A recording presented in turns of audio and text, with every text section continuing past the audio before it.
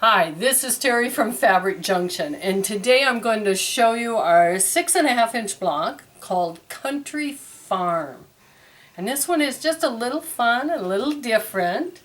It's in the quilt right here. It creates kind of like an 8-pointed star, and the center of it is an hourglass. So I'm going to show you how to make an hourglass if you only need one. That's all you need. So instead of doing the method that we normally do by marking them and sewing and cutting, etc., you would cut 2 squares, same size, split them in half. And then we just need to line them up this way. Just kind of change them so that those outer points, and I realize these are all biases, so you don't want to stretch them, okay? But we will start sewing.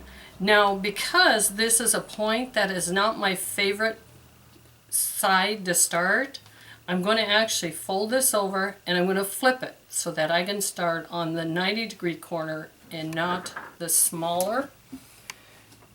Because when I sew, I tend to get that little point stuck clear down in my machine.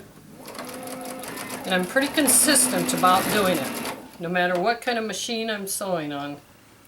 Okay, just want to make sure that I'm sewing them together exactly from the same way, so I don't get them twisted.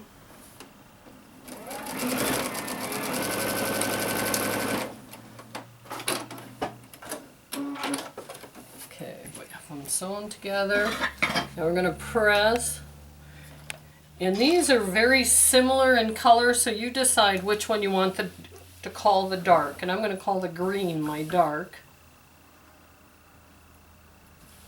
So once I have them sewn together, I butt those 2 seams up right next to each other, and in this case I can feel them. Tongue isn't working well today. If you butt them up and you want to double check, just place your finger, tip one back and go, okay, they are butted up where I want them. Okay, I slipped a little pin in there so it won't get away from me. Now here's that nasty point that I don't like to start on, so I make sure, I'll have Christopher come in just a hair closer so you can see. I want to start at the 1/4 inch point on here so I don't get that tip going down into my machine. And so that's what I'm looking at, lining it up, making sure my needle is going to hit right in that section and hopefully goes on. And I can't tell, I almost look like I unthreaded. Maybe not. But nice and slow so that that point, that I don't eat it up. Did I get it? I didn't. I did get it unthreaded. Okay. So as you can tell, if it unthreads, next thing, my tip goes down. Okay. Try it a second time. That's better. It even sounds better. Hang on to it to make sure it gets clear through.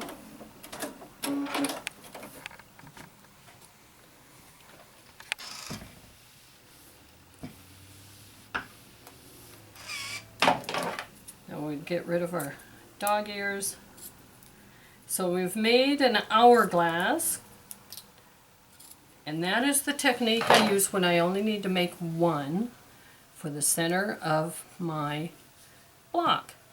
Now the next step on doing this, because we're going to end up sewing it diagonally, we need to add our triangles. The triangles were a square.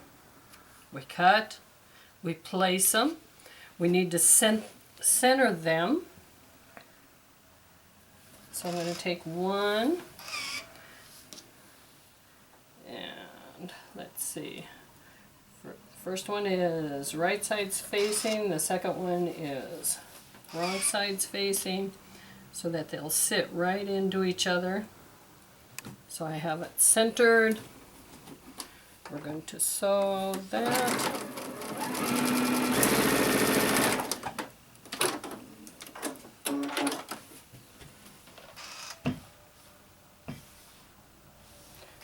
And I'm going to do the same thing to get the other one. So now you have the idea on how to do one of your sections and how to center a triangle onto a square by just cupping. As one, I think one person told me, they called it spooning. Whatever you decide to call it, it's just a nice technique on how to center a triangle onto a square.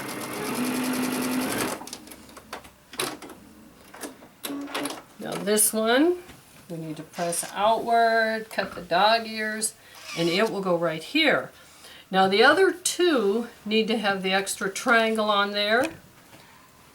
So we just take it, I'll sew one of them on.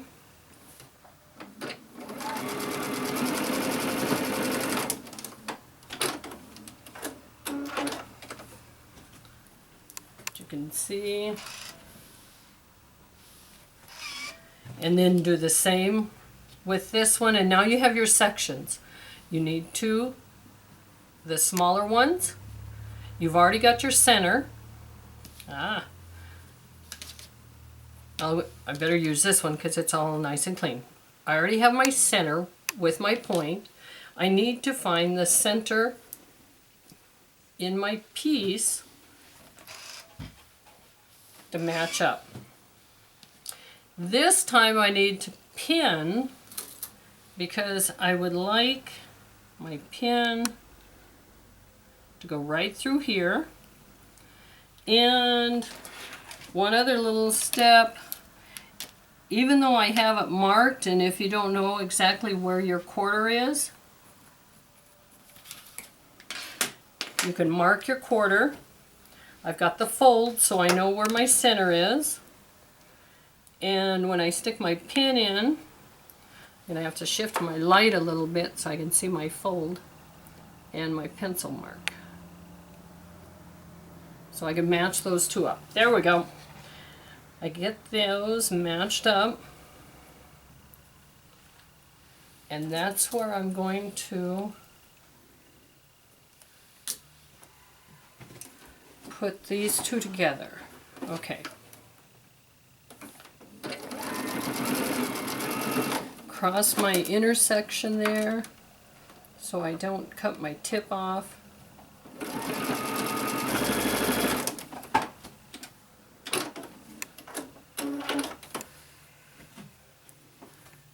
There, actually beautiful. I didn't cut my tip off. Now, you would do the same thing on the other side. You would create your design, then you just line up here and you have your seam allowances that you can line up with. You line up this side and you have your beautiful country farm block put together.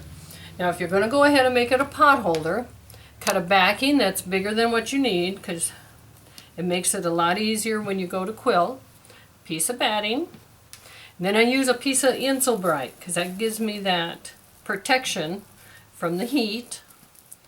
I take my block on top, stitch in the ditch, or however you would like to stitch. Use whatever method you want to play with. Stitch in the ditch, trim it, bind it.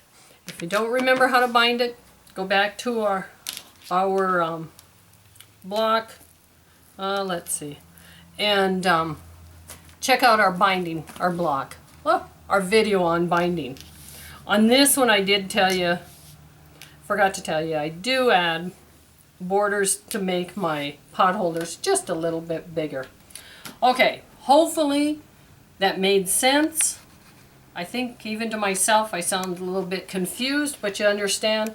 Make an hourglass, add your triangles, and create your beautiful 8-pointed star called Country Farm. The cutting size for the block you can find on fabricjunctionjewels.blogspot.com.